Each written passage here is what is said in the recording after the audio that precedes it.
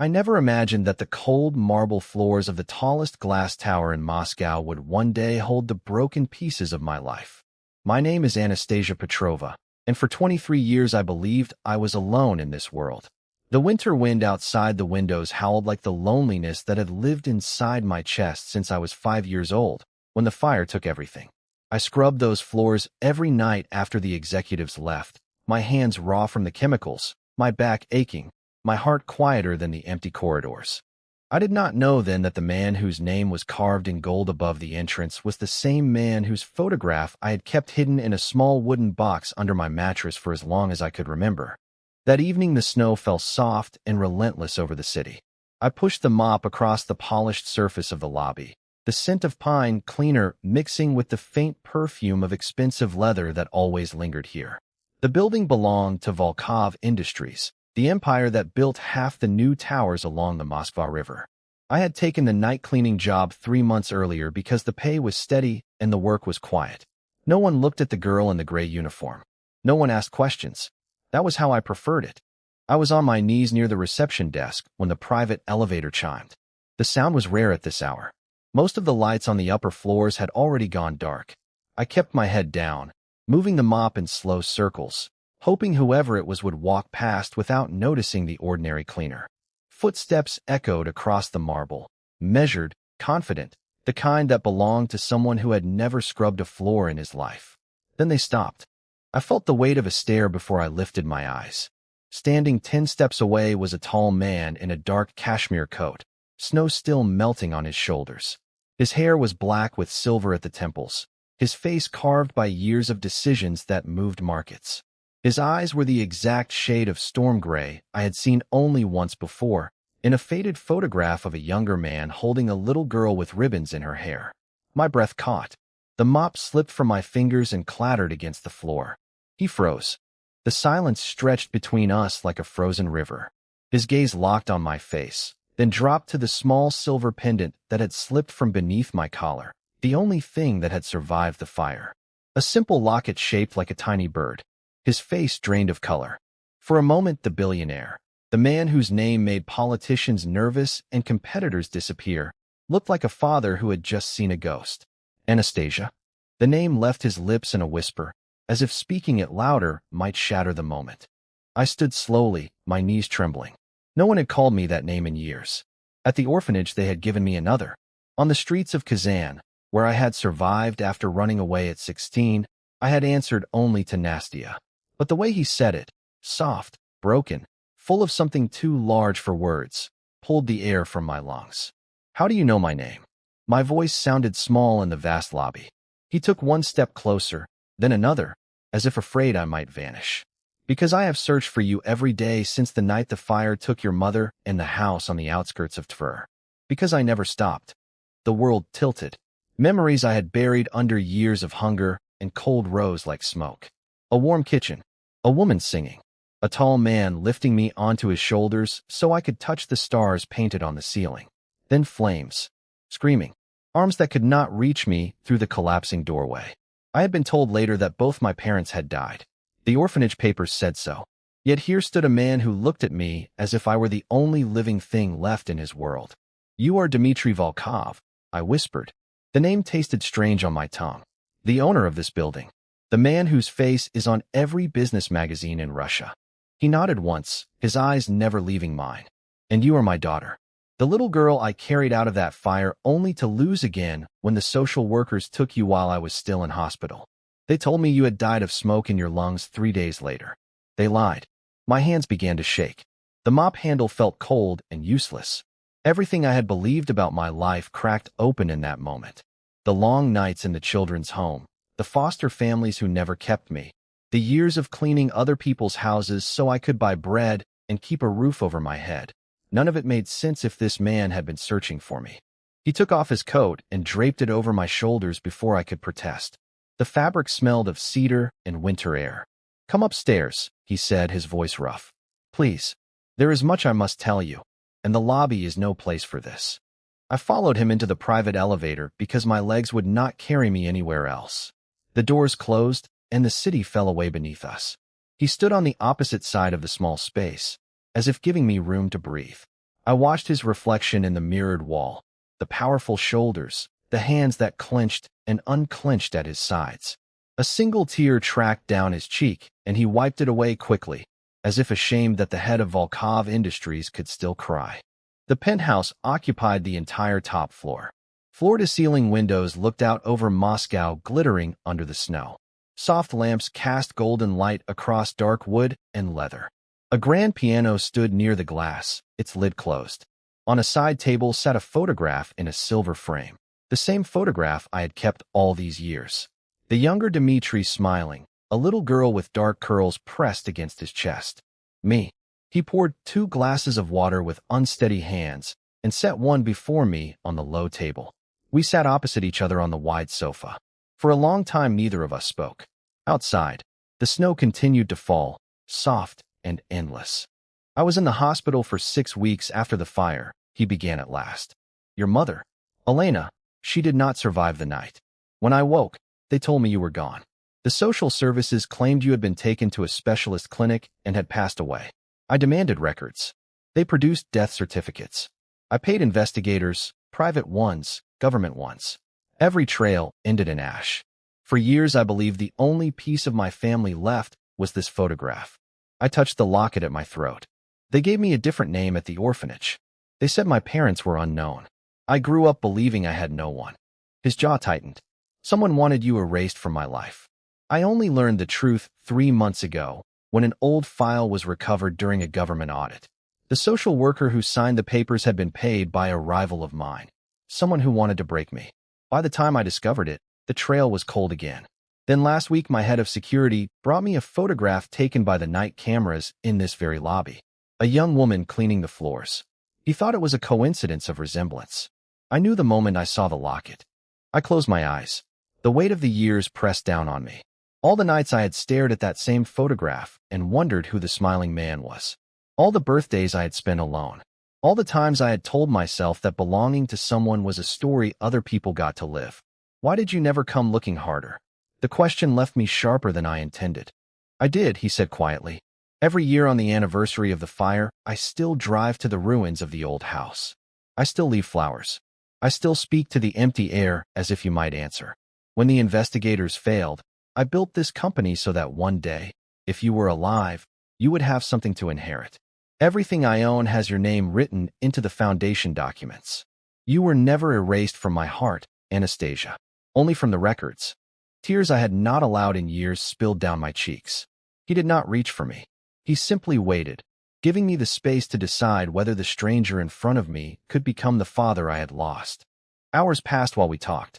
He told me about the years after the fire, how he had thrown himself into work until the company became a fortress against the grief, how he had never remarried because no one could replace the family that had been taken, how every Christmas he still set a place at the table for a little girl who never came. I told him about the orphanage, the cold dormitories, the way I learned to clean so thoroughly that no one would complain and send me away. I told him about the years on the streets of Kazan, sleeping in stairwells, working in markets, always keeping the locket close. I told him how I had come to Moscow 6 months ago with nothing but a borrowed suitcase and a determination to start over. When the first light of dawn touched the tops of the Kremlin towers, he asked me to stay, not as a cleaner, as his daughter. I could not answer yet. The life I had built, hard as it was the only one I knew. The idea of stepping into his world felt like stepping into a dream that might dissolve if I breathed too hard. He insisted I take a guest suite for the night. I slept in a bed softer than anything I had ever known and woke to the smell of coffee and fresh bread. When I came downstairs, he was already dressed for the office, but he had canceled every meeting. He wanted only to be with me. Over the following days, the city continued its ordinary life while mine turned inside out. Dmitri introduced me carefully to a handful of trusted people. His closest friend, Sergei, an old army comrade who now ran security for the company, looked at me with open relief. He has not smiled like this in 20 years, Sergei told me quietly while Dmitri stepped out to take a call. You have given him back something he thought was gone forever. There was conflict, of course. The board of directors did not like the sudden appearance of an unknown heir. Rumors spread through the glass corridors. Some claimed I was an imposter. Others whispered that the great Dmitry Volkov had lost his mind. A few tried to dig into my past, hoping to find something that would discredit me. Dmitri shut them down with a single cold meeting. "She is my blood," he said. "Anyone who questions that questions me." I struggled with the sudden wealth. The clothes he ordered for me felt foreign against my skin. The drivers waiting at the curb made me restless. I still wanted to clean something with my own hands, to feel useful in the way I had always been. One evening I slipped downstairs after the staff had left and began polishing the grand piano. He found me there, sleeves rolled up, humming an old folk song my mother used to sing. Instead of stopping me, he sat on the bench beside me and began to play the melody with careful fingers. We finished the song together, my soft voice and his deeper one weaving through the quiet penthouse. When the last note faded, he looked at me and said, "You still have her voice." Romance entered the story in a way I never expected. Among the people who worked closest to Dmitri was a young architect named Ivan Mikhailov. He had designed several of the company's newer buildings and often stayed late. He was quiet, thoughtful, with kind eyes and a way of listening that made a person feel heard. The first time we spoke properly was in the company cafeteria, where I had insisted on taking my meals with the ordinary staff rather than in the executive dining room. Ivan sat across from me with a simple plate of borscht and asked about the books I carried in my bag. We talked about poetry and old Russian novels until the lunch hour ended. After that, he found reasons to walk the same corridors I walked, to share a quiet coffee in the evenings when the offices emptied. Dmitri noticed, of course. Fathers notice such things. One night after Ivan had left, he asked me, carefully, if the young man treated me with respect. When I said yes, he only nodded. "Then I will not interfere. But if he ever causes you a single tear, he will answer to me." Ivan and I grew closer slowly, the way snow gathers on a windowsill, quietly, steadily. He took me to small cafes far from the glass towers, where the coffee was strong and the music came from an old radio. He told me about his childhood in a village near Novgorod, about the grandmother who raised him on stories of the old forests. I told him pieces of my own past, the parts that no longer hurt quite so much. When he finally kissed me, it was under a street lamp near the patriarch's ponds, the snow falling around us like confetti. For the first time in my life, I felt the possibility of a future that belonged only to me, not to survival. But the past was not finished with us. The man who had paid to erase me all those years ago had not disappeared. His name was Viktor Orlov, a former partner of Dmitri's who had been forced out of the company after a series of shady deals. Orlov still held enough influence in certain circles to make trouble. When word reached him that the long-lost daughter had returned, he began to move. Documents appeared in the press claiming I was the child of a different woman. Photographs were altered. Threats arrived in unmarked envelopes. One evening, the private elevator opened, and Orlov himself stepped into the penthouse, flanked by two men who looked like they had never smiled in their lives. Dmitri rose from his chair, the temperature in the room dropping. I stood beside him, my hand finding his. "You should have stayed buried, little bird," Orlov said, his voice smooth as oil. "Your father and I had an understanding once. Your return complicates things." Dmitri's answer was quiet and deadly. "You will leave my home. You will never speak my daughter's name again. And if another forged document appears, I will destroy what remains of your life the way you once tried to destroy mine." Orlov smiled without warmth. "We shall see." The conflict that followed stretched across weeks. Lawyers fought in courtrooms. Journalists dug for the truth. Sergei and his team worked through the nights to protect us. I learned what it meant to stand in the center of a storm that had been gathering for 2 decades. There were nights when I sat alone in the guest suite and wondered if I had brought only trouble into Dmitri's carefully ordered world. He found me one of those nights, sat beside me without a word, and simply held my hand until the fear loosened its grip. The final twist came from a place none of us expected. An old woman appeared at the company gates one morning, wrapped in a thick shawl, her eyes sharp despite her years. She asked for Dmitri by name and refused to leave until she saw him. When they brought her upstairs, she looked at me for a long time, then opened a worn leather bag and took out a small notebook. "I was the nurse at the hospital the night of the fire," she said. "I held you, little one, when they carried you in. I saw the papers they made your father sign while he was still half conscious from the smoke. I kept copies. I was afraid then. I am old now. Fear no longer matters." The notebook contained the original records, the ones that proved I had been alive, that the death certificate was a forgery, that Orloff's money had bought the silence of several officials. The old nurse's testimony, combined with the documents, ended the legal battles within days. Orloff's remaining influence collapsed. The press turned. The board of directors, once skeptical, fell silent. On the evening the last charges against Orloff were filed, Dmitri took me up to the roof of the tower. The city spread beneath us, lights glittering through the falling snow. He stood with his hands in his coat pockets, looking younger than I had ever seen him. "I spent 23 years building walls around the empty place where you should have been," he said.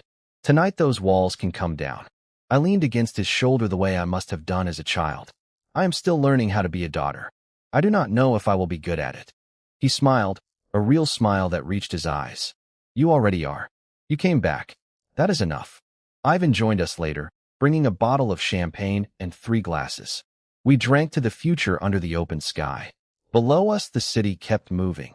The same city that had once swallowed a little girl and then, years later, returned her to the only man who had never stopped searching. In the months that followed, I found my place. Not as a cleaner, not as an heiress, but as Anastasia Volkov, the woman who had walked through fire and come out the other side carrying both her father's name and her own hard-won strength. I still sometimes wake in the night and touch the locket to make sure it is real. I still sometimes walk the marble floors of the lobby after the office is empty, remembering the night a billionaire froze when he saw the daughter he thought he had lost forever. But now, when the private elevator chimes and footsteps cross the polished surface, I no longer lower my head. I look up, and the man who walks toward me is no longer a stranger. He is my father, and I am home.